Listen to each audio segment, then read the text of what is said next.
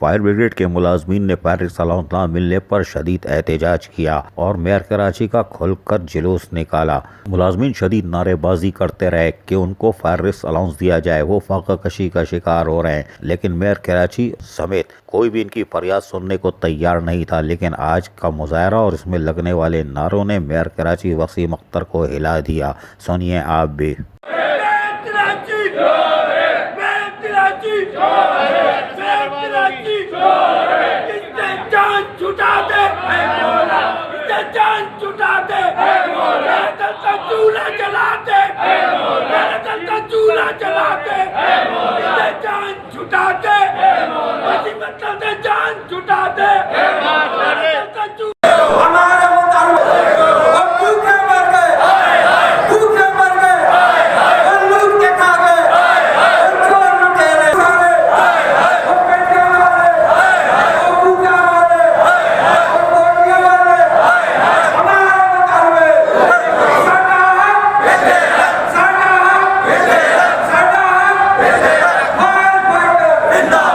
आज के मुजाहरे के बाद यकीनन मेयर कराची वसीम अख्तर ने आइंदा हफ्ते बुध या जुमेरात को एक फायर अलाउंस देने का ऐलान किया है। देखते हैं फायर ब्रिगेड के ये फायरमैन ठंडे होते हैं या मजीद नारेबाजी करते हैं। अजीज आरिफ, KBS बल्दियाती न्यूज़, कराची।